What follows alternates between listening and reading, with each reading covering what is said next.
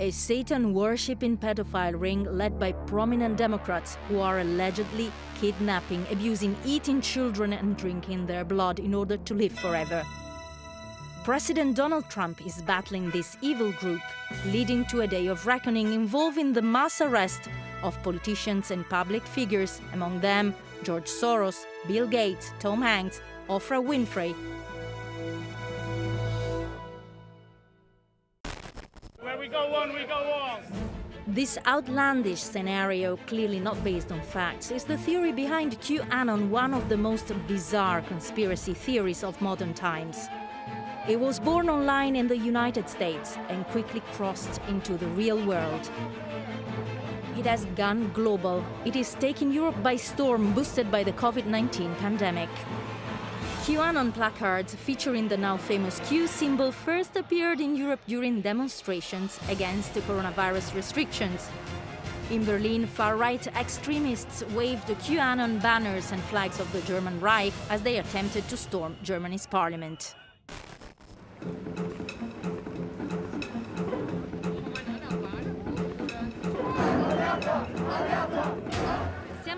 We are in Constance at the second large demonstration organized in Germany since August 2020 to protest government measures to contain the pandemic. Here, groups of all political hues have gathered. The ban on displaying symbols of extremism has been observed, yet QAnon's theories are far from absent.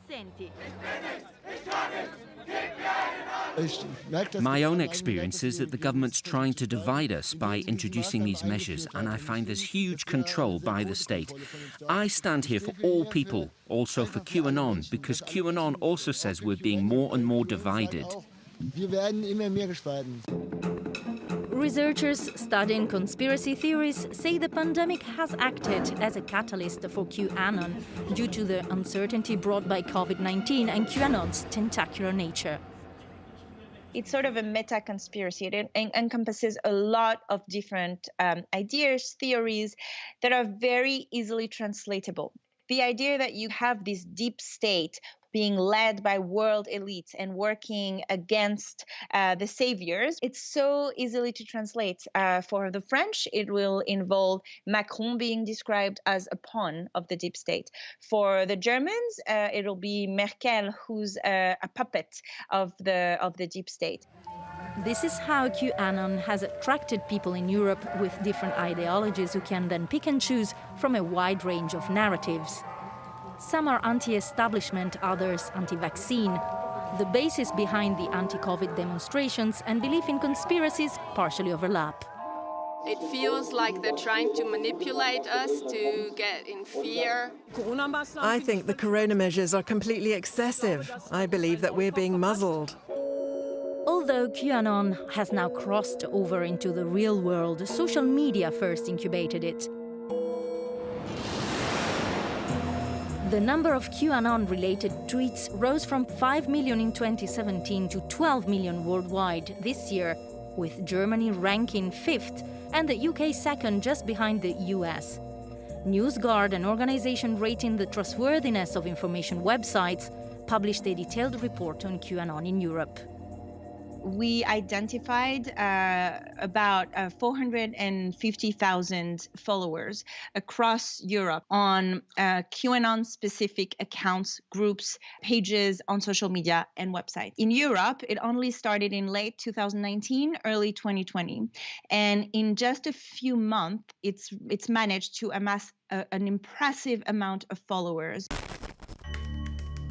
QAnon stands for Q Anonymous, where Q might be someone in the Trump administration, or a military intelligence figure, or a high security officer with a Q clearance, required by the US Department of Energy to access top secret information. Social media platforms have taken measures against the spread of QAnon.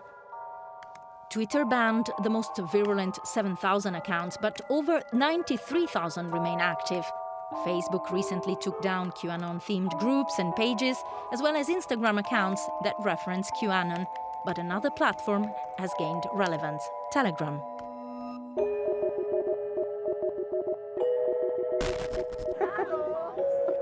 Disinformation and misinformation are at the core of QAnon communication techniques.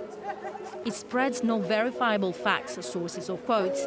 We found telling examples in Constance, although most participants were not self-declared QAnon supporters. Okay, first of all, I'm a doctor. So what I tell is proven medicine. I don't wear a mask, never wore a mask. What you wear there, it's dangerous and it kills children, meanwhile, in Germany. 3 children are dead basically because of the mask. Has it been proven? Close to. It's close to proven. German police denied one of the deaths, and there is no evidence to support the claim that other children have died from wearing masks.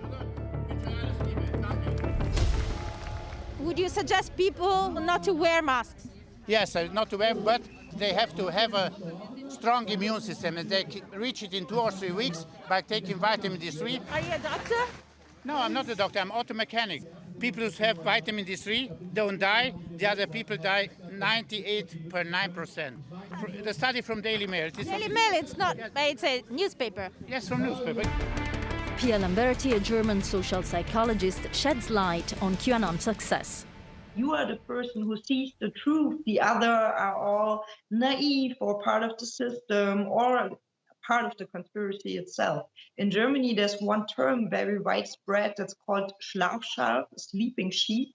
And this is how these people call those who are not believing in the conspiracy. I pray for every person who manages to get away from the mainstream. I also want more people to wake up.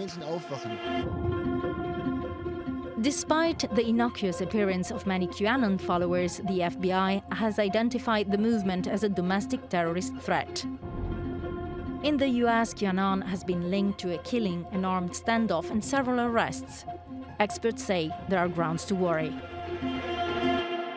Belief in conspiracy theories can lead to violence. It can be a radicalization multiplier. We know that from Germany that 25% of those who have this abstract conspiracy mentality say they would use violence to fulfill their goals. QAnon has become mainstream in the US and is openly supported by some 20 Republican candidates running for Congress. President Trump hasn't distanced himself from the movement. Researchers say QAnon has become far too dangerous to ignore, even in Europe.